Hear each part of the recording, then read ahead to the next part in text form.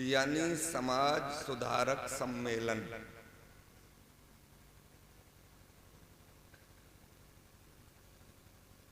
सुधार कब होगा? मुआशरे की इस्लाह कब होगी? जब मुआशरे को दीनी मालूमात होगी। क्योंकि अपना दीन जो है ना, जैसे दीन इस्लाम कहते हैं, ये अल्लाह तबारक व तआला का महबूब तरीन दीन है। आगे करोगे तो फिर आवाज फटेगी इसकी।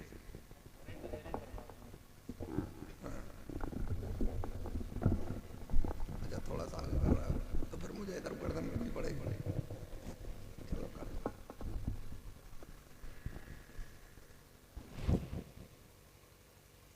इसकी एक एक बात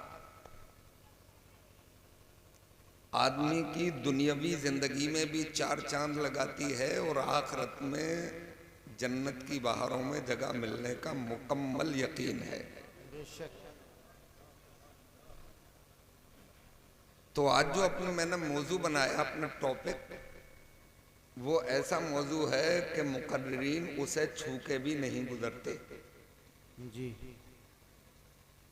और वो समाज की, मुआशरे की बुनियादी जरूरत है।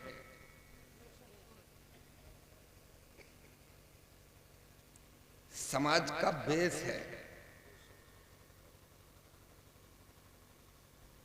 मेरा मौजू है वुजू। जो हम नमाज पढ़ने के लिए करते हैं, कुरान छूकर तिलावत के लिए, खाना काबा के तवाफ के लिए। इसी वुजू के बारे में प्यारे मुस्तफ़ा अलैहिस्सलातु वस्सलाम ने इरशाद फरमाया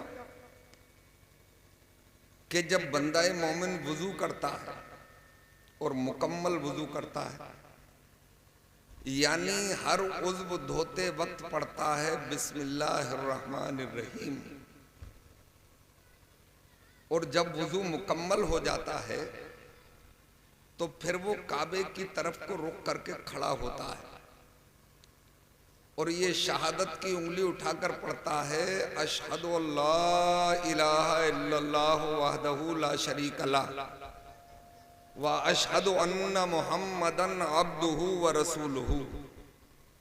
तो अल्लाह तबारक व ताला उसके लिए जन्नत के 8 दरवाजे खोल देता है। वो जिस दरवाजे से चाहे जन्नत में दाखिल हो जाए। क्या बात है, वाह। वुजू बता रहा हूं आपको। और प्यारे मुस्तफा ने इरशाद फरमाया कि वो हश्र का दिन, वो जाने पिघला देने वाला दिन, जमीन तांबे की हो जाएगी ऐसा दिन, सूरज सवा नेज़े पर आ जाएगा ऐसा दिन, नफसी नफसी का आलम होगा ऐसा दिन, अलतश यानी मैं प्यासा हूं, प्यास प्यास के नारे लग रहे होंगे ऐसा दिन।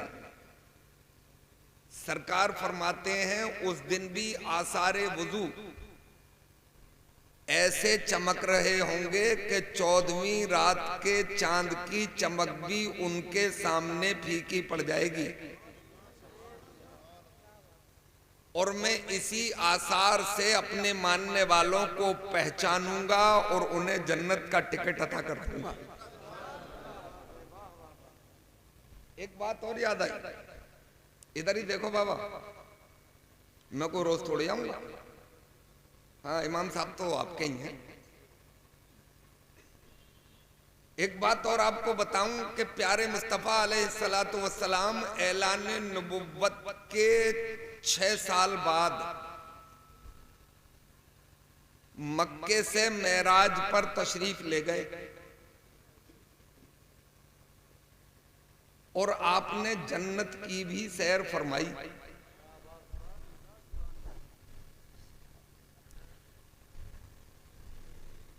तो जब आप जन्नत की सैर कर रहे थे तो हजरत बिलाल की चट्टियों की आवाज, खड़ाऊं, आपकी जूतियों की आवाज अपने आगे आगे सुनी। जब आप मेराज से तशरीफ ले आए तो हजरत बिलाल को तलब फरमाया, बिलाल तुम ऐसा कौन सा अमल करते हो कि हमने तुम्हें जन्नत की बहारों में देखा, जन्नत के मरगजारों में देखा, जन्नत के महलात में देखा। हजरत बिलाल ने गर्दन झुकाई, अर्ज किया रसूल अल्लाह हम तो आपके गुलाम हैं, हम वही करते हैं जिसका आप हुक्म दे देते हैं। आपने ही तो इरशाद फरमाया था कि जब तुम्हारा वुजू टूट जाया करे तो वुजू कर लिया करो। मैं सरकार इस पे अमल करता हूं। वाह वाह वाह वाह। तो प्यारे मुस्तफा ने इरशाद फरमाया, हाँ हाँ बिलाल तुम इसी अमल के सबब जन्नत की बहारों में थे। ये वुजू है। अंदाजा लगाएं, जब वुजू का ये आलम है तो फिर नमाज का आलम क्या होगा। ये मैंने बताए आपको मुख्तसर फजाइल। अब मैं आता हूं मसाइल की तरफ, गौर से सुने, एक बात रह न जाए। परवरदिगार कुरान में इरशाद फरमाता, या अय्युहल्लज़ीना आमनू इज़ा कुमतुम इलस्सलाति फगसिलू वुजूहकुम। ऐ ईमान वालो जब तुम इरादा करो नमाज का तो धोया करो अपने चेहरों को। चेहरा मतलब पेशानी के बालों से थोड़ी के नीचे तक, इस कान की लौ से इस कान की लौ तक, इतनी टिकली चेहरा कहलाती है। धोने का मतलब भिगो लेना नहीं, चिपड़ लेना नहीं, इतने हिस्से पर पानी बह जाने का नाम धोना है। फर्ज तो एक ही बार में अदा हो जाएगा, मगर कुछ शक है दोबारा धो, अभी कुछ दिल में वसवसा है तो तिबारा धो। अगर एक बाल के नोक की बराबर भी जगह ऐसी रह गई कि पानी न बहा तो आपके फर्ज की इब्तिदा ही नहीं होगी। मगर एक मजे की बात तो सुनो, वुजू कहां से टूटता है मैं बताऊं या आप सब जानते हो? है? अकल ये कहती है कि वही जगह धुलवाई जाए जहां से वुजू टूटा है, मगर वो जगह तो छुई भी नहीं जाती, सीधे चेहरा धोया जाता है। इसका मतलब कोई राज होगा, कोई हिकमत होगी। हिकमत नहीं, हिकमतें होंगी। वो अलग बात है कि हमारी समझ में नहीं आती हैं, मगर जब परवरदिगार के अफ़आल में हिकमतें नजर आने लगती हैं, वहीं से विलायत की मंजिल शुरू हो जाती है। वाह वाह वाह वाह वाह वाह। एक हिकमत आई मेरी समझ में, क्यों चूक जाऊं आपको ना बताऊं, क्योंकि मेरा काम तो बताना है। अभी 15 साल पहले मगरबी जर्मनी में एक सेमिनार हुआ, शिखर सम्मेलन, एक बड़ी कॉन्फ्रेंस। उसमें हम तुम नहीं थे,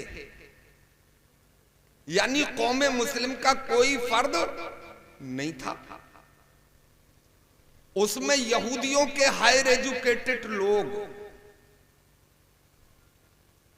ईसाइयत की क्रीम, हिंदुइज्म के भी साइंटिस्ट लोग, बौद्धिस्ट भी, दुनिया में जितने मज़ाहिब हैं उन सब मजहब के लोग पढ़े लिखे जुड़े। वजह यह थी कि पूरी दुनिया के पागल खानों पर तहकीक की गई, रिसर्च की गई, तो पता ये चला कि मुसलमान पूरी दुनिया के पागल खानों में सिर्फ 2% पाए गए, 98% दीगर अक़वाम के लोग ही मिले। अब हुई बेचैनी, अब फटा कलेजा। बोले अगर पागलपन का रेशियो इसी तरीके से चलता रहा, अप होता रहा, तो आने वाले 50 साल में पूरी दुनिया अंधी हो पागल हो जाएगी और मुसलमान इस मोहलिक बीमारी से महफूज रहेगा और बगैर तलवार के हफ तकलीम का शहंशाह बन जाएगा। इस पे करो मंथन, इस पे करो गौर फिक्र। मगरबी जर्मनी में बैठे 1 महीने डिस्कस चला, डिबेट्स होती रही, बहसो मुबाहिसा होता रहा और 1 महीने के बाद जो नतीजा आया, मल्लावा वालों उछल जाओगे आप।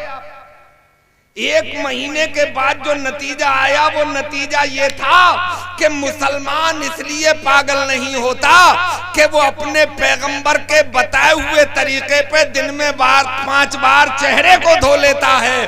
जो दिन में 5 बार चेहरे को धोएगा वो कभी पागल नहीं होगा। वाह वाह वाह वाह वाह, हाय हाय हाय, वाह वाह, क्या बात है, वाह वाह, क्या पैगाम है मदीने वाले का, वाह वाह वाह। भाई इसे कहते हैं मजहब इस्लाम, है कि मोहलिक बीमारी से हिफाजत भी हो गई और एक फर्ज भी अदा हो गया। ऐसे कहो तो आपका दिल बहले कि ये वो मजहब है कि यहीं आम के आम भी हो जाते हैं और गुठलियों के भी दाम हो जाते हैं। वाह वाह वाह, इसे मिटाने के फिराक में लगे हैं लोग, बहुत उछल रहे हैं, न जाने क्या कर बैठेंगे। अच्छा कोई नई बात है जो तुम घबरा गए? भाई अब आप ये कह के भी पतली गली से यू टर्न मार के नहीं जा सकते कि मौलाना जरा रुक के, जरा थम के, जरा आहिस्ता से, मद्दी आवाज में पूछूंगा क्यों? बोले हालात अच्छे नहीं है। बे हालात तो कभी भी अच्छे नहीं थे। मक्के के हालात अच्छे थे, बोलो। करबला के हालात अच्छे थे, हैं? हमने तो तुम्हारे ही इतिहास में, तुम्हारी ही तारीख में, तुम्हारी हिस्ट्री में पढ़ा है कि मक्के में कलमा पढ़ने वालों को कोड़ों से बांध के मारा जाता था। भाई आग के अंगारों पे लिटाया जाता था, चर्बी पिघलाई जाती थी, नेज़े और भालों से गोदा जाता था। जरा पूछ के बताना, पूछ ना सको तो अध्ययन करके, पढ़ के, मुताला करके बताना कि उनमें का एक भी जो दामन मुस्तफा में आ गया था, क्या कोड़ों के डर से ये कह के भाग गया था मैं नहीं झेल पाऊंगा कोड़े? ए बच्चे, क्या एक भी ये कह के चला गया था कि चर्बी पिघल रही है, मेरे बस की नहीं है? कसम खुदा की उनमें का एक भी वापस नहीं हुआ था। हालात ये थे कि कोड़े बरसते रहते थे और उनका आलम ये था कि वो इल्लल्लाह के नारे बुलंद करते चले जाते थे, चर्बी पिघलती रहती थी और वो मोहम्मद रसूलुल्लाह को याद करते चले। क्या बात है, वाह वाह, नारे तकबीर, नारे रिसालत, उलमाए अहले सुन्नत, मसलके आला हजरत, नारे तकबीर। और वो कहते थे कि जान मांगो तो जान देंगे, माल मांगो तो माल देंगे, ये कभी ना होगा हमसे, नबी का जाहो जलाल देंगे। क्या बात है, वाह वाह वाह वाह वाह वाह। कोड़े खाए, क्या ये सोच कर कोड़े खा रहे थे कि हमारी कौम में सलाहुद्दीन अय्यूबी पैदा होंगे? ना। क्या ये सोच के कसम कोड़े खा रहे थे कि अकबर द ग्रेट हमी में पैदा होगा, बाबर होगा, हुमायूं होगा, अलाउद्दीन खिलजी होगा, जलालुद्दीन खिलजी होगा, इब्राहिम बहमनी होगा, बोलो गयासुद्दीन बलबन होगा, फिरोज तुगलक और मोहम्मद तुगलक होंगे? ना, ये सोच के कोड़े नहीं खा रहे थे। वो ये सोच के कोड़े खा रहे थे कि एक एक कोड़ा पड़ता रहेगा और कुर्बे खुदाबंदी हासिल होता रहेगा, इश्क़ मुस्तफा का चिराग दिल में रोशन होता रहेगा।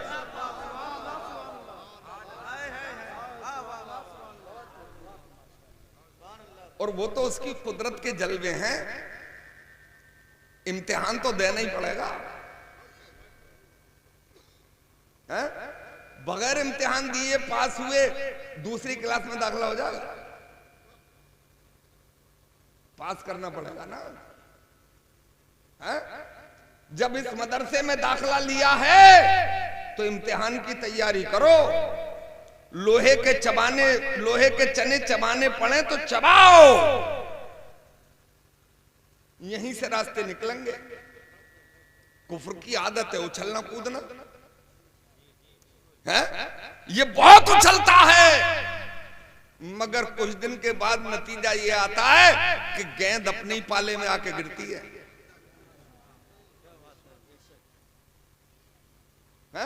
फिरौन का नाम सुना?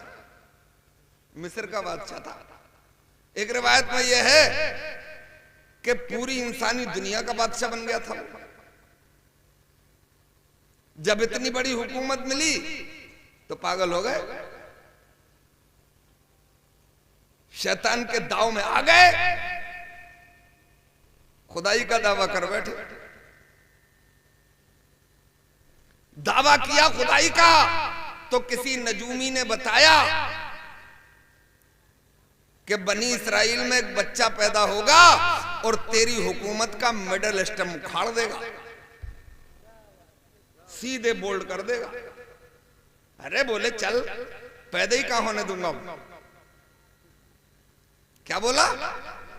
पैदा ही नहीं होने दूंगा। क्यों?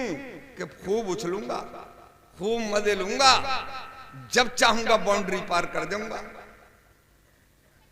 है ना। और बाउंड्री पार करने की इजाजत तो अल्लाह ने किसी को नहीं दी है। बोलो, कानून बनाया कोई मर्द किसी औरत से नहीं मिलेगा। दाइयां इकट्ठी की, बनी इसराइल के एक घर पे बैठा दी, लड़का पैदा हो वहीं गला दबा देना। बड़ी देखरेख थी, हुकूमत थी, अमला था, मगर इतनी देखरेख और पाबंदी में भी अल्लाह ने मूसा पैदा कर दिए और उसी के घर में फलवा भी दिए और उन्हीं के जरिए उसकी हुकूमत का तख्त पलटवा भी दिया। घबराया मत करो, और जब जुल्म बढ़ता है तो अल्लाह ताला फिर मूसा पैदा कर ही देता है। कोई मूसा पैदा होगा, इनकी भी किल्लियां उड़ाई डाली। वाह वाह वाह वाह वाह, नारे तकबीर। फैज़ाने हुजूर बहरुल इरफान, फैज़ाने हुजूर बहरुल इरफान, नारे रिसालत, वाह वाह वाह वाह वाह। इस्लाम की नब्ज कोई नहीं डुबो पाएगा। ये तो उभरती हुई नब्ज है, ये 100 से नीचे पे फड़कती नहीं है ना। तो जो मजहब कि जिस पे अमल करने वाला दुनिया में रहता है तो लोगों के सरों पे हुकूमत करता है और दुनिया से चला जाता है तो बहरुल इरफान की शक्ल में लोगों के दिलों पे हुकूमत करता है। वाह वाह वाह वाह। ये पहला फर्ज बताया मैंने वुजू का आपको। दूसरा फर्ज बता रहा हूं, कोनियों समेत हाथ धोना। आप कैसे धोते हो मुझे क्या पता। मैंने देखा मस्जिद में एक आध को उल्टा सीधा ही लपेटे। क्यों लपेट रहा? इसलिए कि उसने सीखा नहीं है, और बगैर सीखे कुछ आता नहीं है ना। अब आप कैसे धोते हो मुझे पता नहीं है। मैं तो पहली बार आपके मल्लावा में अंदर आया हूं, रोड से तो गुजरता हुआ है। अब मैं कैसे धोता हूं मैं तो बता दूं। मैं भीगे हुए हाथ से एक हाथ को दूसरे हाथ से दूसरे हाथ को पहले रगड़ लेता हूं, और कोनियों की सिलवट का मखसूस ख्याल रखता हूं, इसलिए कि मुझे मालूम है धोने का मतलब पानी बह जाना है। अच्छा भाई, हाथ तो दोनों अपने ही हैं, या किसी और का मांग के लाए है ना। मगर हजरात, ये हाथ कहीं और काम आता है और ये हाथ कहीं और काम आता है। अगर हमारे समाज का छोटा बच्चा नादानी में उल्टे हाथ से खाना शुरू कर दे तो मां कहती है बेटा नहीं। अगर मां है तब, और सिर्फ जननी है तो वो क्यों कुछ कहेगी? उसे तो खुद पता नहीं है। कहती है बेटा नहीं, ये हाथ इस जगह इस्तेमाल करने का नहीं है, ये तो कहीं और ही इस्तेमाल होता है। अभी तो छोटे हो तो हम कर देते हैं, बड़े हो गए तो तुम्हें ही निमटना पड़ेगा। फिर भी नहीं मानता बच्चा, तो मां उठती है और उसकी तरबियत के लिए इस हाथ से निवाला लेके इस हाथ में देती है। मेरे भाई, अब जमाना है टंकियों का। इससे पहले प्लास्टिक के लोटे होते थे, उससे पहले टीन के लोटे होते थे, उससे पहले सिल्वर के लोटे होते थे, एल्युमिनियम के, उससे पहले मिट्टी के बदले हुआ करते थे। सरकार का जमाना भी वही था कि जब मिट्टी के या लकड़ी ही के प्याले लोटे हुआ करते थे।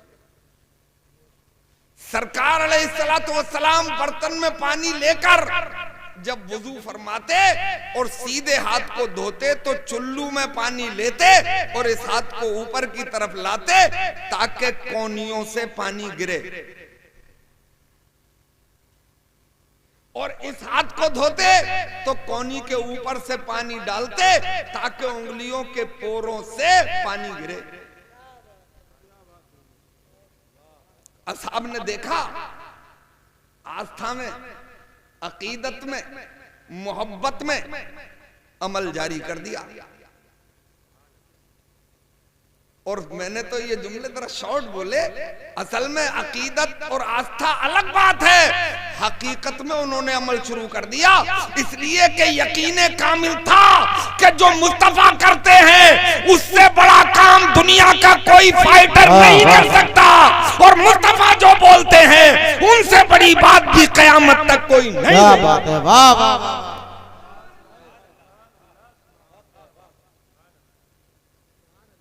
अमल जारी है।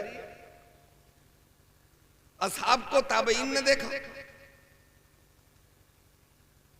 ताबईन को तबे ताबईन ने देखा, उन्हें अम्माए मुज्तहिदीन ने देखा। ये रिवाज विदाउट चूनो चरा 1200 साल चला। अब आया साइंस का जमाना, अब आया टेक्नोलॉजी का दौर। नई नई खोजें, नए नए यंत्र, नई नई मशीनें बनने लगी।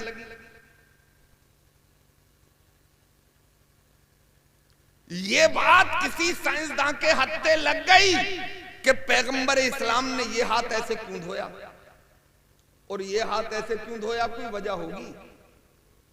क्योंकि पैगंबर इस्लाम ने हवा में तीर मारा ही नहीं है, अटकल पच्चू कुछ किया ही नहीं है। जो किया है वो दुनिया के लिए कानून बन गया है, उसमें करोड़ों हिकमतें मौजूद हैं। सुभान अल्लाह, सुभान अल्लाह। अब वो साइंसदान, अंग्रेज, क्रिश्चियन, नसरानी इस बात को लेके अपनी लेबोरेटरी में गया, अपनी प्रयोगशाला में, अपनी तजर्बेगाह में। सुन लो लला, मोबाइल तो रोज ही चला लोगे। असल में मैं समाज को पकड़ के बात करना चाहता हूं, क्योंकि हमारा मोशन टूटा है। हमें वो बात मिल नहीं पाई। हम इस बात पे नारे लगाते हैं कि ख्वाजा साहब ने अना सागर प्याले में मंगा लिया और पृथ्वीराज के ऊंट बैठे हुए थे तो उन्हें उठने नहीं दिया। अब लगे नारे, अब मचा शोर। छोटी बातों पे, ये छोटी बातें, ये बौनी बातें हैं। जब तुमने हमने मिलके ये मान लिया है कि अल्लाह ने ख्वाजा को अपना दोस्त पुकारा है, अल्लाह के वो वली हैं, तो ये अना सागर तो बेचता क्या है। वो चाहते, इशारा करते तो सातों समंदर उनके कूजे में आ जाते।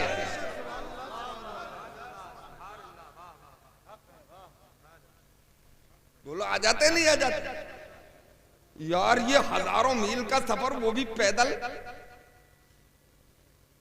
ईरान के तट से इतना लंबा सफर करके भारत में वर्ष में आए, ऊंट उठाने के लिए या बैठालने के लिए, अना सागर को प्याले में लाने के लिए नहीं। कसम परवरदिगार की, वो इतना लंबा सफर इस भारत में इसलिए करके आए थे कि अल्लाह की जमीन पे अल्लाह के बंदों को उसकी बारगाह में झुका दिया जाए, उन्हें अपना किरदार दिखा के गुलाम मुस्तफा बना दिया। वाह वाह वाह वाह, सुभान अल्लाह, सुभान अल्लाह। और यही किया उन्होंने। 90 लाख लोगों ने कलमा पढ़ा है, बगैर तलवार के पढ़ा, बगैर नेदे और भाले के पढ़ा। क्यों पढ़ा? इसलिए कि उनका किरदार इस्लामी था। है? एक शख्स जब गुलाम मुस्तफा बन के मैदान में आता है तो 90 लाख लोग कलमा पढ़ के मुसलमान हो जाते हैं। अंदाजा लगाओ, जब 40 करोड़ गुलाम मुस्तफा होंगे तो फिर अंजाम क्या होगा, उसका रिजल्ट ये सब जानते हो आप। अब वो गया लेबोरेटरी में, अब वो गया प्रयोगशाला में, और जब तजर्बा करके लौटा तो भाई आंखें एक्स्ट्रा खुली हुई थी, मुंह फटा हुआ था, माथे पे हाथ रखा हुआ था। क्यों? ताज्जुब में था। कुछ देख लिया होगा। देख क्या लिया उसने? ये देखा कि सीधे हाथ की उंगलियों के पोरों से, पोरे सब जानते हो भाई, किनारे कह दूं, सीधे हाथ की उंगलियों के पोरों से पॉजिटिव रेज निकलती हैं, मुस्बत शुआएं, फायदा पहुंचाने वाली तरंगें।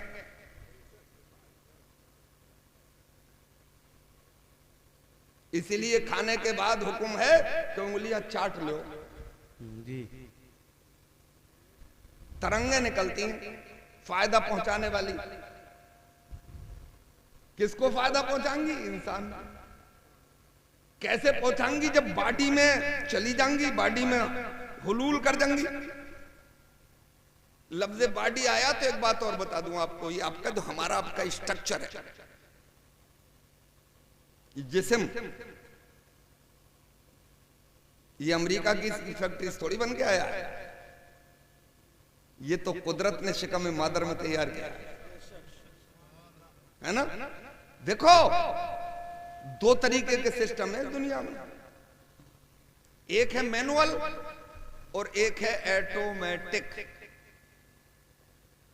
मैनुअल मतलब जैसे आपकी कार है, अगर मैनुअल सिस्टम है तो आपको रेस देख के गियर बदलना पड़ेगा।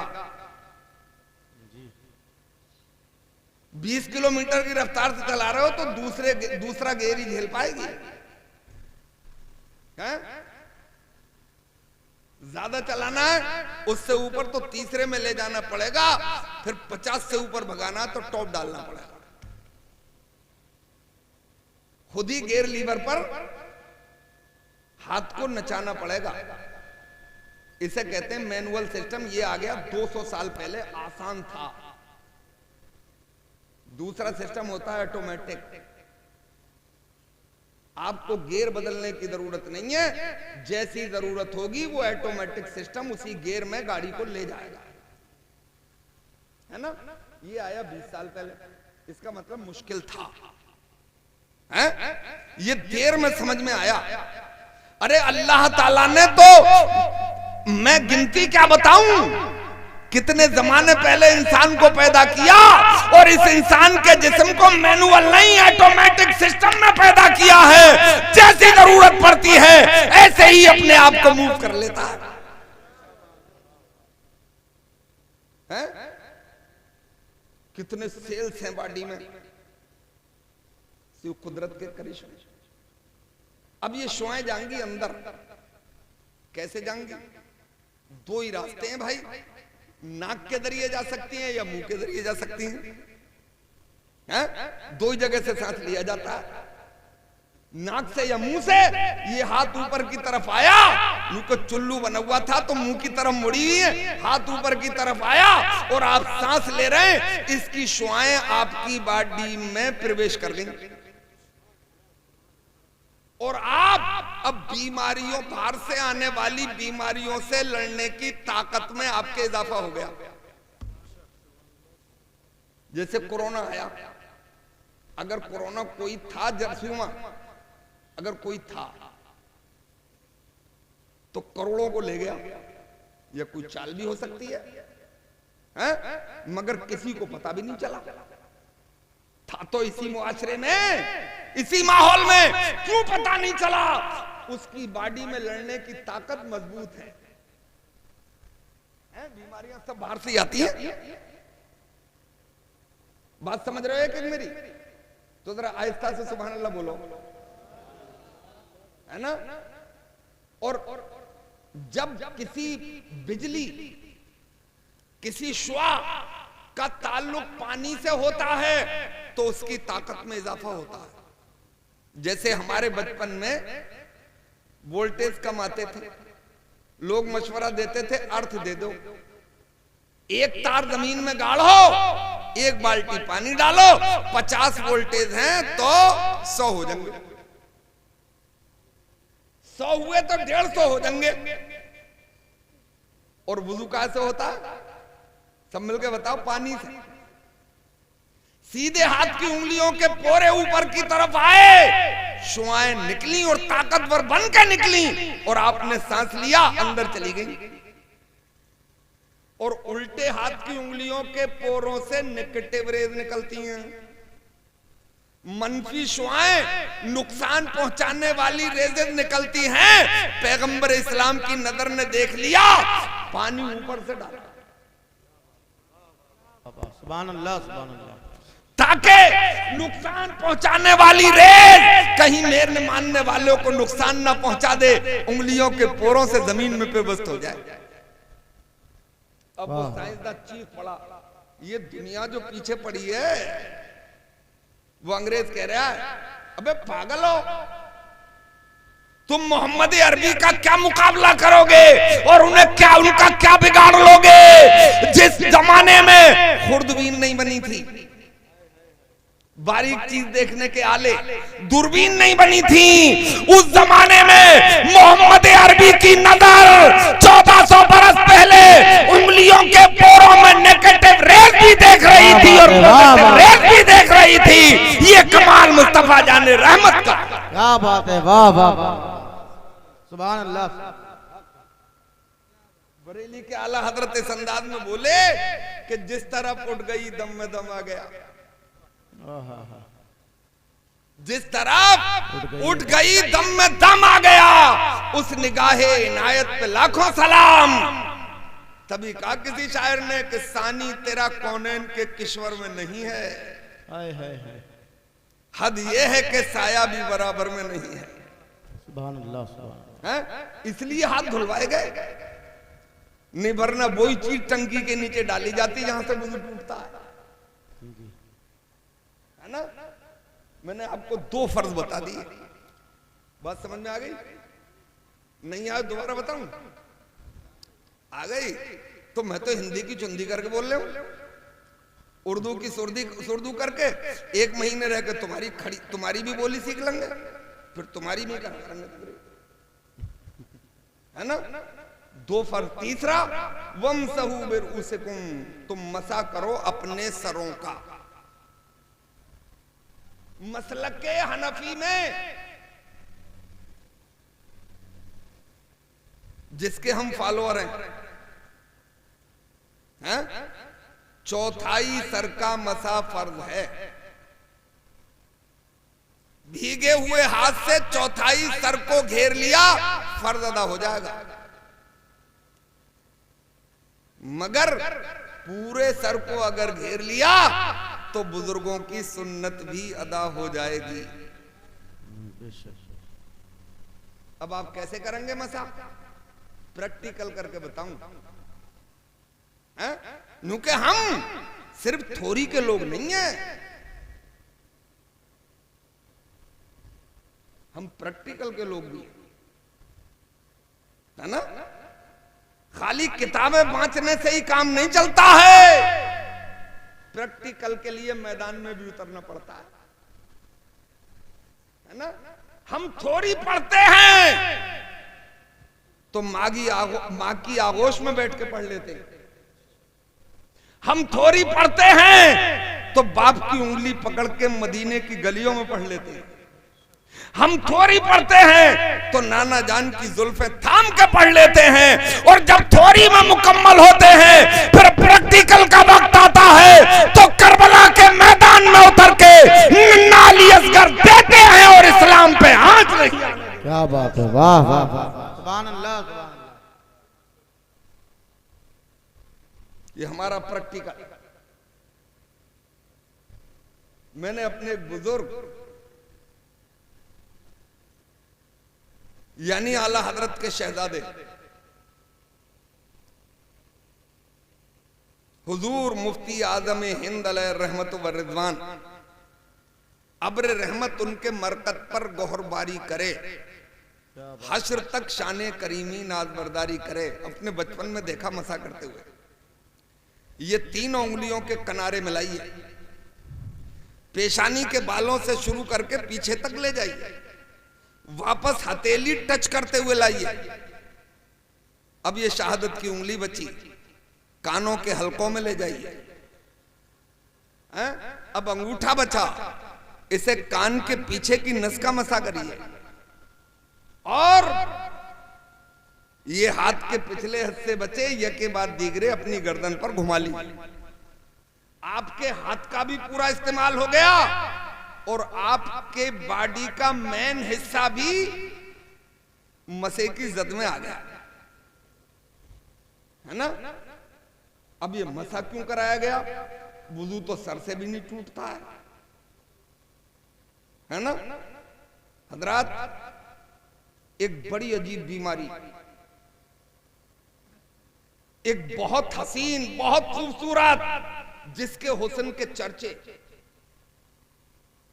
एक बाप हमसे बोले कोई लड़की हो तो बताना। मैंने कहा तुम्हें नहीं मिली? बोले बहुत जगह देखिए, मेरे लड़के से मेल ही नहीं खाती है।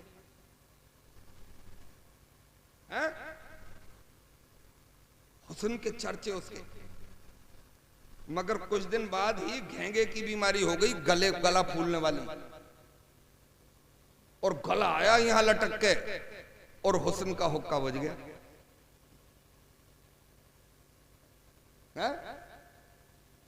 अब कोई काली कुप्टी देने को भी तैयार नहीं है। पहले मद्दे मकाबिल मिल नहीं रही थी, घेंगे की बीमारी हो गई। ये मेडिकल ने तय कर लिया है, ये साइंस ने बता दिया है कि दिन में अगर 5 बार भीगे हुए हाथ सर पे घुमा लिए जाए तो कभी घेंगे की बीमारी नहीं हो सकती।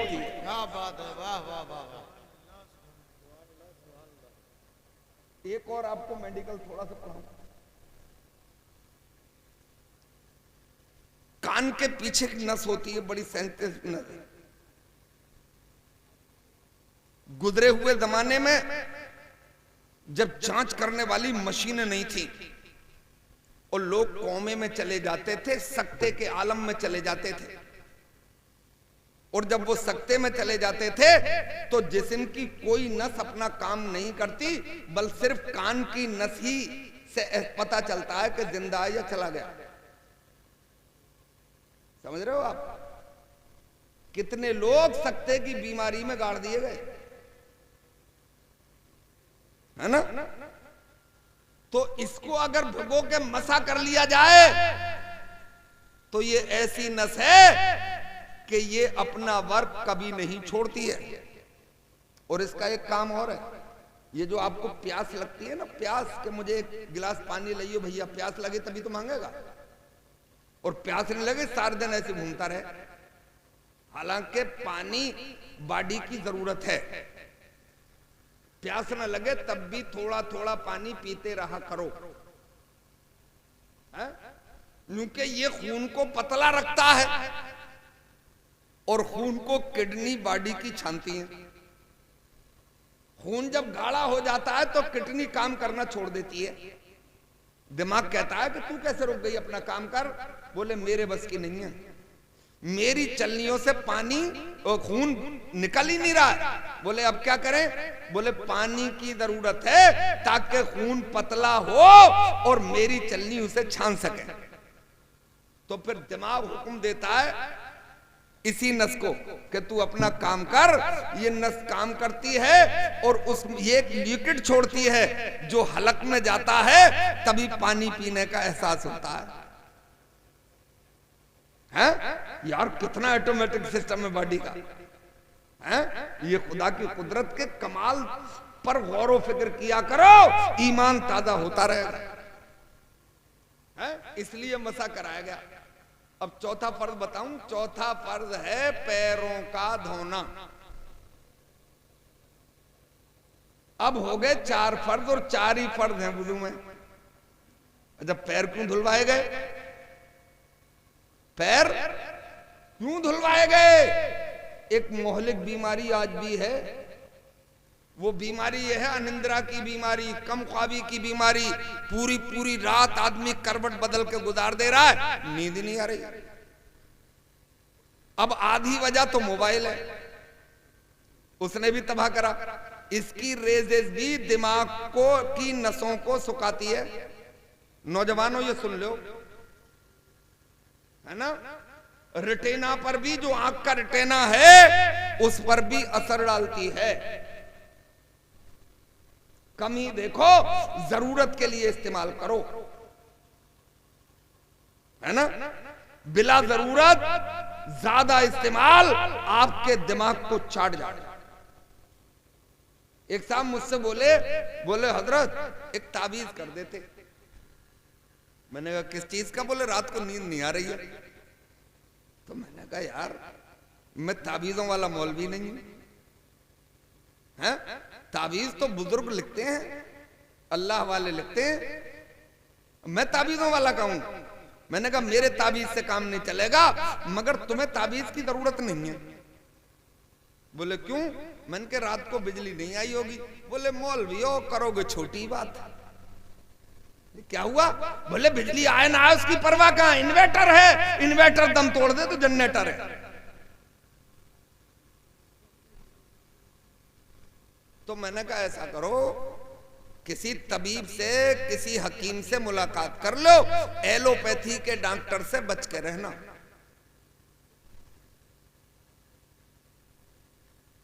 तो बोले कोई हकीम बता दो। हमने बता दिया, हकीम साहब ने उन्हें दवा दी, अपने सुफूफ माजून जो भी दी, पैसे लिए, और जब लेके चले तो बोले फायदा हो जाएगा।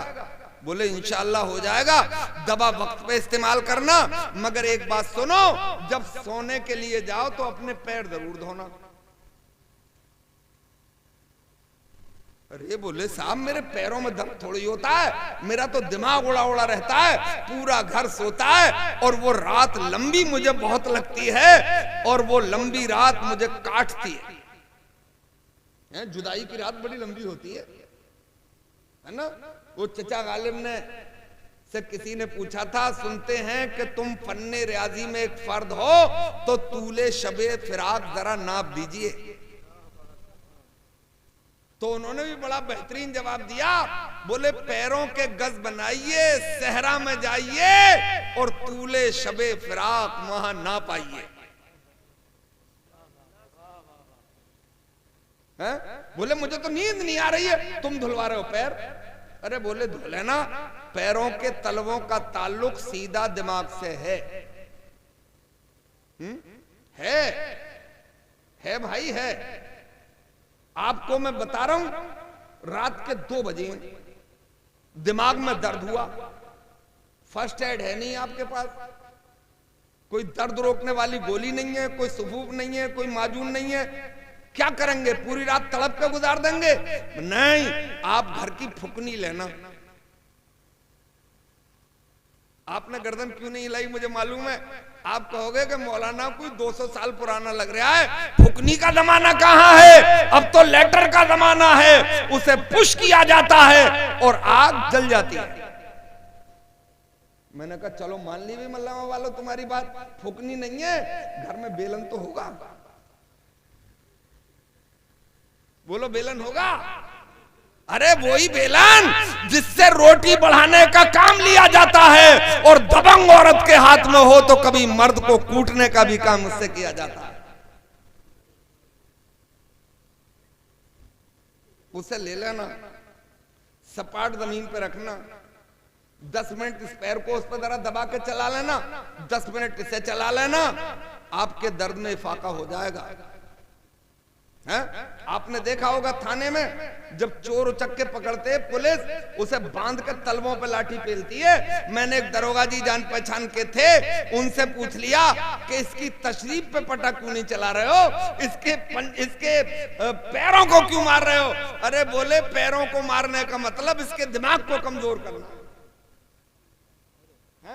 ये तो सब दुनियावी बातें मैं कह के बहला रहा हूं आपको। मेरे भाइयों, पैगंबर इस्लाम ने फरमाया था, मेरे प्यारे साथियों, जब तुम सोने के लिए जाया करो तो वुजू कर लिया करो। अब तो बोल दो सुभान अल्लाह। यार इतने सूखे हो तुम। वैसे थोड़ी थोड़ी तरी तो मौलाना की वजह से आई है। नारे में लगवाता नहीं हूं, इसलिए कि नारे तो नमाज में बहुत है। नमाज की इब्तिदाई नारे से होती है अल्लाह अकबर, है ना? यह नारे नहीं, सुनो एक बार। पैगंबर इस्लाम ने क्या फरमाया कि मेरे प्यारे साथियों, जब सोने के लिए जाया करो तो वुजू कर लिया करो। एक साहबी ने अर्ज किया, रसूल अल्लाह, आप कहेंगे तो मानेंगे हम बात, मगर एक बात जैसी हमारी छोटी अकल में आई नहीं। बोले क्या? बोले आपने ही तो कानून बनाया है कि नींद नाक़िज़े वुज़ू है, नींद से वुज़ू टूट जाता है। जब हम सोने के लिए जा रहे हैं और सोंगे तो वुज़ू टूट जाएगा, फिर वुज़ू से क्या फायदा होगा? मुस्तफा ने फरमाया, मेरे प्यारे साथियों, एक नहीं कई कई फायदे होंगे। पहला फायदा ये होगा कि जब तुम वुज़ू करके सोओगे तो तुम्हें चैन की नींद आ जाएगी,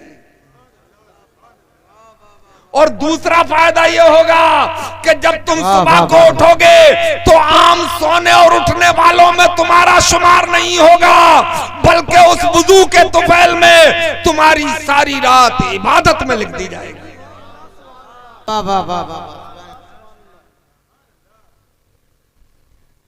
है ना? और सबसे बड़ा फायदा यह होगा कि तुम वुज़ू करके सोए थे और सुबह को उठ ना सके,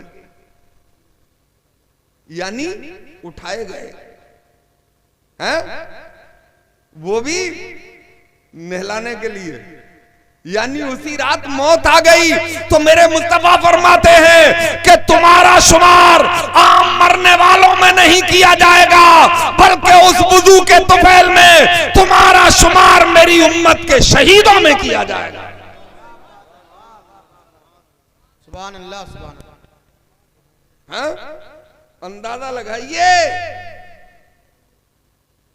कि एक वुजू है 2 मिनट लगेंगे, बेनिफिट तो देख लो। ये मुस्तफा जाने रहमत के अता करदा तोहफे हैं जो परवरदिगार ने उन्हीं के सदके में अता किए। क्या बात है, वाह वाह वाह वाह, सुभान अल्लाह। ये 4 फर्ज मैंने बता दिए, 4 ही फर्ज हैं वुजू में। मगर मल्लामा वालों, तुम इतने भोले थे मुझे पता नहीं था।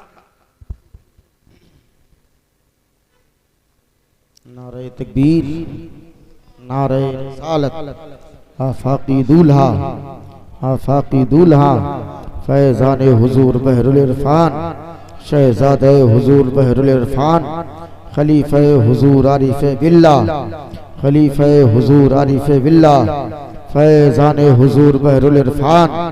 नारे तकबीर, नारे रिसालत, नारे रिसालत, मसलके आला हजरत, नारे तकबीर, नारे रिसालत। माशाअल्लाह। आप लोग अदब के साथ थोड़ा थोड़ा आगे आ जाएं, आगे की कुर्सियां पुर कर लें। जो पिंडाल के बाहर लोग बैठे हुए उनसे गुजारिश करूंगा अंदर आ जाएं, अपने माथे की निगाहों से देखें गुले गुलजार आफाकियत शहजादे हुजूर बहरुल इरफान, पीर तरीक़त रहबरे राहे शरीयत हज़रत अल्लामा शाह हुजूर सईद मिल्लत हज़रत अल्लामा मौलाना अहमद सईद साहब क़िबला मुजद्दिदी नक्शबंदी साहिब सज्जादा खानकाह आलिया आफाकिया व नाज़िम आला जामिया अहमदिया दामज़िल्लुल आली व नूरानी की आमद हो चुकी है। हज़रत का बयान सुने और शहजादे हुजूर बहरुल इरफान के नूरानी चेहरे की ज़ियारत करें। भाई हजरत की करम फरमाई हो चुकी है। एक अजीमुल मर्तबत शख्सियत इस आपके मजमे में 4 चांद लगाने के लिए जलवागर हो गई। एक नजर इन्हें देखिए, मोहब्बत की नजर से देखिए। सरकार फरमाते हैं मोमिन को मोहब्बत की नजर से देखना भी इबादत है ना। तो हजरत गिरामी कदर, अब मेरे बड़े आ गए हैं तो जैसे बात शॉर्ट करूंगा।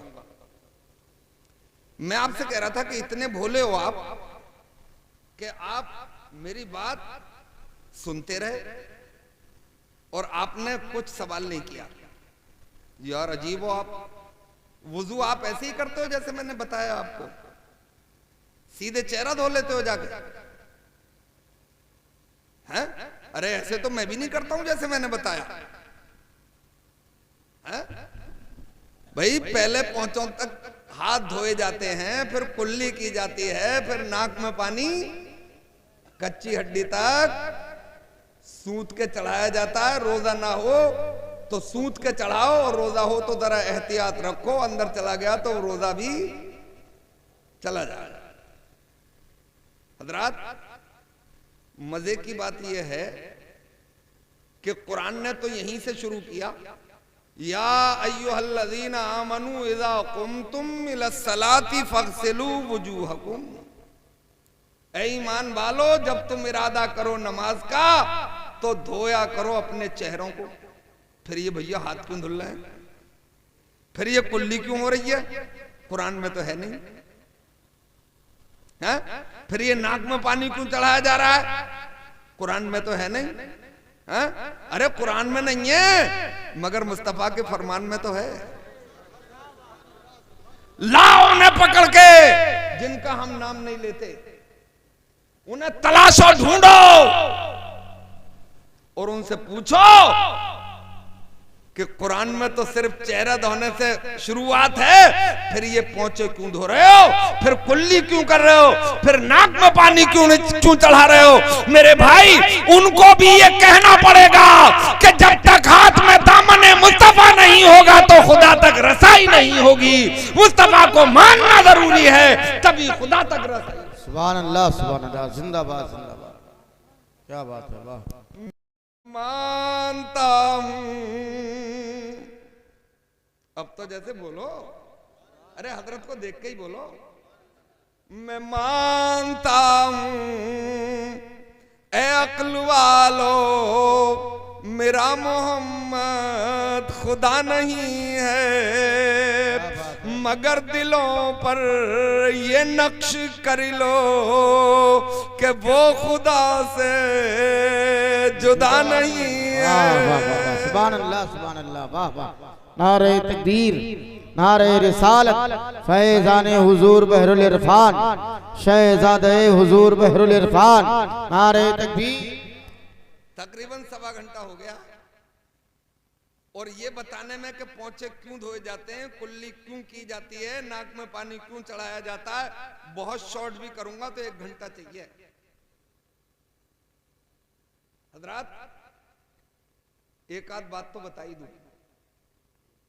नींद तो नहीं आ रही है? वैसे चेहरे पे कुछ उदासी सी है आपके। हजरात शायद आपको मालूम न हो, हिरन को जानते हैं आप? हरन, उसकी रफ्तार 90 किलोमीटर प्रति घंटा है और उसका जो शिकार करने के लिए शेर उसके पीछे दौड़ता है, उसकी रफ्तार 60 किलोमीटर प्रति घंटा है। उस पहले वाले की रफ्तार 30 किलोमीटर एवं है, उससे ज्यादा, फिर भी यार वो शिकार हो जाता है। जानते हो क्यों? वो दहशत में भागता है और मुड़ मुड़ के देखता है कि कितनी दूर रह गया, और जब मुड़ता है तो उसकी रफ्तार का मोशन टूट जाता है और वो उस पर कब्जा पा लेता है। आपकी रफ्तार का भी मोशन टूट गया है, बहते दरिया रोके हैं आपने, हवा के दोष पे मुसल्ले बिछाए हैं आपने, समंदरों की लहरों को रौंदा है तुमने, रेगजारों पे कश्तियां चलाई हैं तुमने। मोशन इसलिए टूटा है कि आप दुनिया वालों की दहशत में रहते हो। आपके दिल पे तो खौफे खुदाबंदी ही होना चाहिए, इसलिए कि आपने कलमा पढ़ा। क्या बात है, सुभान अल्लाह, सुभान अल्लाह। हमारे यहाँ जो वुजू किया जाएगा वो हर पानी से नहीं होगा, उस पानी से होगा जो ताहिर भी हो और मुताहिर भी हो, मतलब पाक भी हो और पाक करने वाला भी हो। खाली पाक से भी काम नहीं चलेगा। जैसे आपने लोटा लिया और उसके अंदर आपने अंगूठा डाल दिया, ऐसे पकड़ा उसे और लोटा भरा, अंगूठा टच हो गया, धुला हुआ नहीं था। अब उस पानी से वुजू, वो माए मुस्तामल है, वो पाक तो है मगर पाक करने वाला नहीं है। हमने एक साहब को बताया, मैंने कहा साहब ये पानी बदल लो, आपका अंगूठा डूब गया है इसमें। अरे बोले जितने मौलवी इतनी बातें, हम तो दूध में पूरा हाथ गुचेल के पी लेते हैं। तमाशा ये है अपनी कौम का, एक तो जानते नहीं है और बताओ तो फिर मानते नहीं। मौलवी बोदले कमजोर लगते हैं उन्हें ये पता नहीं है कि तुम यहां जिन्हें नेताजी, फार्मर साहब, वकील साहब, इंजीनियर साहब, डॉक्टर साहब, तुम जो इन्हें इस चोले में कमजोर समझ रहे हो, कल मैदान महशर में राज खुल जाएंगे, हौज़े कौसर के करीब यही खड़े मिलेंगे, है ना। डॉक्टर बन के अकड़ मत, एक तो मोटी सुई ठूस रहा है और फिर अकड़ ले, है ना। तो मैंने कहा कि वो दूध अलग बात है, पी से भी सकते हो, ये पिया जा सकता है, इससे आटा गूंदा जा सकता है, मेहमान घर में ज्यादा आ जाए तो शोरवा बढ़ाने के भी काम लिया जा सकता है ना। तो ताहिर भी हो, यानी आपके हैंडपंप का पानी, आपके समरसेबल का पानी, आपके इलेक्ट्रिक सिस्टम का पानी, बहते हुए दरिया का पानी, दहदरदा तालाब का पानी, बर्फ से पिघला हुआ पानी, ये सब ताहिर भी हैं और मुताहिर भी हैं, मगर इसमें एक शर्त भी है, रंग ना बदला हो, है? उसका मजा ना बदला हो। क्योंकि नमाज पढ़ने जा रहा है, रब की बारगाह में जा रहा है, उसके कलाम की तिलावत करने जा रहा है, अजर्रा पानी से थोड़ी कर लेगा। है? पहले दहदरदा तालाब हुआ करते थे मस्जिदों में, दिल्ली की जामा मस्जिद में है, आपकी मसाजिद में भी किसी में बड़ी में होगा, यहाँ नहीं है तो आपके शहर में होगा, तालाब देखा तो होगा, इस पर बहस किस बात की है। तो उसका पानी दूर से देखने में ग्रीन कलर का लगता है, हरे कलर का, है? शर्त है कि रंग ना बदला हो। अब पानी का रंग कैसा होता है वो सब जानते हैं, जो हैंडपंप में निकलता है, पानी की फितरत है, जिसमें मिला दो उसी जैसा हो जाता है ना मेरे भाई। अब वो आप देख रहे हैं कि हरा है, करीब में जा, ये दूर से आपको हरा लग रहा है, चुल्लू में लेके देख, अगर चुल्लू में इसका कलर बदला हुआ है तो फिर इससे वुजू नहीं होगा। जब लिया बोले यार इसमें तो बिल्कुल सही कलर है, जैसे मेरे घर के नल से निकलता है, कुएं से निकलता है, अब उस पानी का करें क्या, फेंक दें ना, इस्तेमाल कर, पहुंचो तक हाथ धो ले, अभी शक है दोबारा देख ले, तिबारा देख ले, अगर तिबारा भी तेरी नजर ने काम नहीं किया तो फिर किसी से पूछ ले, है ना। अब रंग का पता चल गया। अभी दूसरी भी तो है कि मजा ना बदला हो, तो मजा हाथ तो नहीं बताएगा, बता देगा। मजा कौन बताता है, जबान। और जबान अल्लाह ताला की ऐसी नेमत है कि एक छोटा सा गोश्त का टुकड़ा है और 4 इन बने, इसी से तलफ्फुज, कभी जबान थोड़ी इधर घुमाओ तो ते निकलेगा, ताल निकलेगा, शीन कहां से निकलेगा, ये जबान के उलट फेर से तो निकलते हैं साहब, हैं? बोलो, ये काम है कि ये उच्चारण करती है लफ्जों का, और दूसरा काम है जबान की नोक नमक मिर्च का पता देती है, जबान के बीच का हिस्सा आपके मीठे का पता देता है, और जबान का आखिरी जड़ वाला हिस्सा कड़वाहट को बताता है। बोलो फौरन बने नहीं, एक ही टुकड़ा है, ये सिर्फ कमाल मेरे परवरदिगार ही का है, है ना। तो ये जबान ही मजा बताएगी। अब मुंह में पानी ले जा, जो पानी का मजा होता है, मुझे तो यार 2 ही मजे पता हैं, क्या तो मीठा होता है या खारा होता है। अब उसमें कोई और मजा है तो फिर उससे वुजू है। 2 समंदर बहाए अल्लाह ताला ने, मरजल बहरैन यल्तक़ियान, 2 समंदर हैं, बैनहुमा बरज़ख़ुन ला यबग़ियान फ़बिअय्यि आलाए रब्बिकुमा तुकज़्ज़िबान। वो दोनों बह रहे हैं मिलके, एक तरफ खारा है एक तरफ मीठा है, मगर कितना ही ज्वार भाटा आ जाए, कितना ही अप डाउन हो जाए, कितनी लहरें इधर से उधर हो जाए, मगर वो दोनों पानी आपस में खलत मलत नहीं होते, मिलके चल रहे हैं। अल्लाह ताला ने उनमें आड़ रखी है, कुरान में हमने उनमें आड़ रखी है। वो आड़ का शीशा पिलाई हुई कोई दीवार है, चल के देखें, लोहे की दीवार है क्या, टीन के पत्थर लगाए हुए हैं? नहीं, वो खौफे खुदाबंदी की आड़ है। रब ने पैदा किया, हुक्म दे दिया, मिलके चलोगे मगर खलत मलत नहीं होगे, और वो खलत मलत आज तक हुए नहीं। क्या बात है, वाह वाह वाह वाह, सुभान अल्लाह सुभान अल्लाह। हक है, पानी है दोनों, रकीक शय है दोनों, मगर मिल नहीं रहे। हालांकि मिलने में, पानी को मिलने में कोई देर लगती है। इस पानी के लिए भी दुनिया ने बड़ी अजीब अजीब बातें कही। ये पानी जब आदमी के मुंह से निकले तो उसे थूक कहते हैं, ये पानी आंख से निकले तो उसे आंसू कहते हैं, यही पानी बदन से चूने लगे तो उसे पसीना कहते हैं।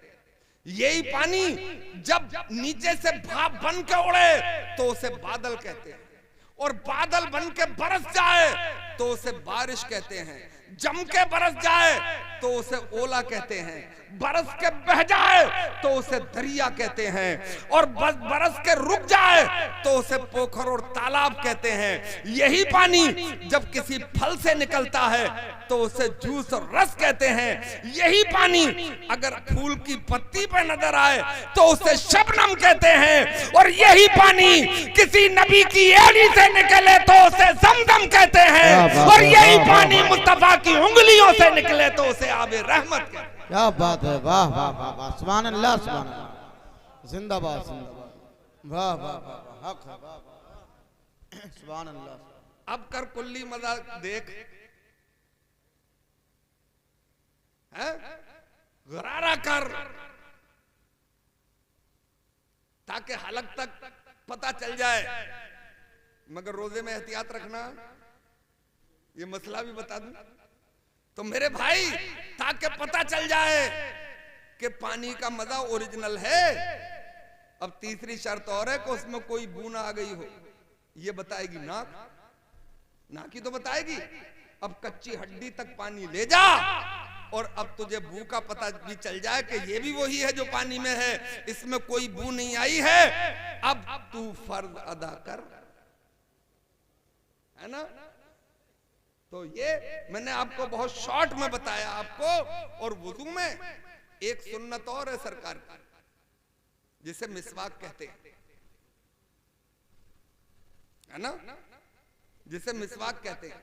ये जो डेंटल सर्जन तरक्की कर गए, 1,000 रुपए का पर्चा बना रहे हैं, और 20-25 साल की उम्र के बच्चों के भी दांत खराब हो रहे हैं। ये जब से मिसवाक छोड़ी है तभी से डेंटल सर्जनों की बाढ़ आई है। मिसवाक होगी तो सरकार की सुन्नत पे भी अमल हो जाएगा और दांतों की हिफाजत भी हो जाएगी। सुभान अल्लाह, है ना मेरे भाई। एक शख्स दांतों का बीमार हुआ, ठंडा और गर्म पानी लगता था, और एलोपैथी के डॉक्टर के पास चला गया, डेंटल सर्जन के पास। बोले ठंडा गर्म पानी लगता है, मुंह खोलूं तो हवा तक परेशान करती है, दांतों में दबाव नहीं बन पा रहा है, इलाज है? बोले कर देंगे। उसने महंगी दवाएं दी, वो लेके चला आया, और 1 महीने तक दवा इस्तेमाल करता रहा, मगर खातिर खा फायदा नहीं हुआ।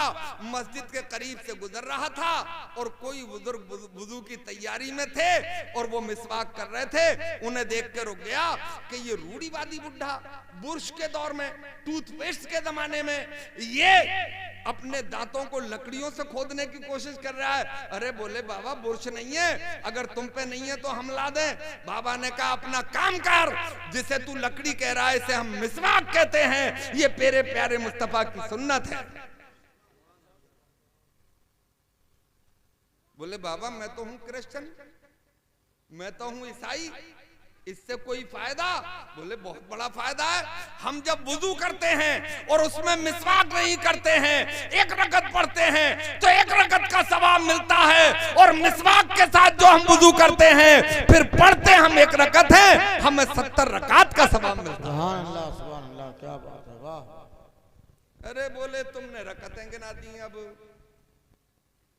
मुझे क्या पता किसे रकात कहते हैं।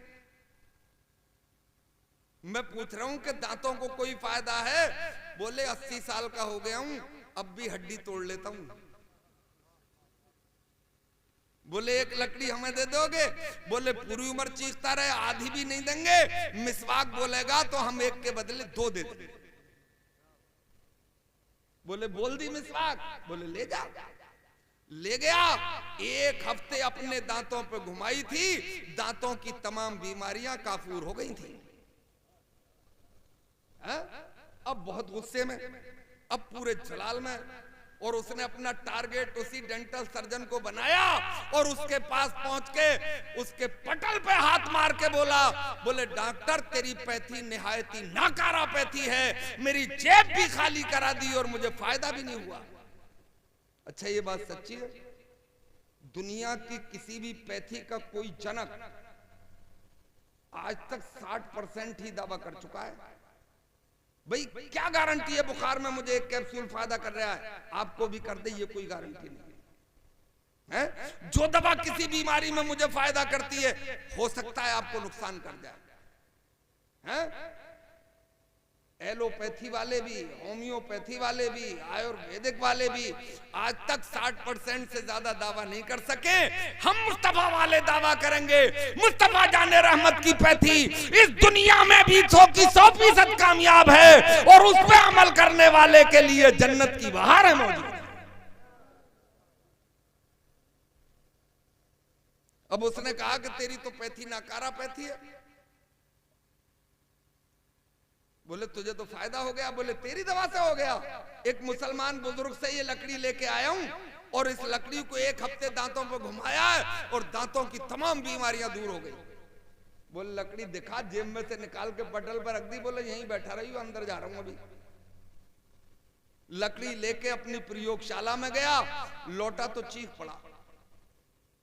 बोले हमने इस मेडिकल में इतनी तहकीक के बाद ये बात तय की है कि दांतों को जिंदा रखने के लिए 2 चीजों की जरूरत है। फास्फोरस की जरूरत है जो दांतों की जड़ों को मजबूत करे, कैल्शियम की जरूरत है जो दांतों की परत को जिंदा रखे। मगर मोहम्मद अरबी तेरी शान तो निराली है। तूने आज से 1400 बरस पहले अपने मानने वालों को एक बालिश लकड़ी में फास्फोरस भी अता कर दिया है और कैल्शियम भी अता कर दिया। क्या बात है, वाह वाह वाह, सुभान अल्लाह सुभान अल्लाह। अब बरेली वाले ताईदार की बात सुनो।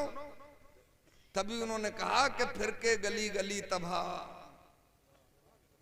फिर के गली गली तबाह, ठोकरें सबकी खाएं क्यों, दिल को जो अक्ल दे खुदा तेरी गली से जाएं क्यों।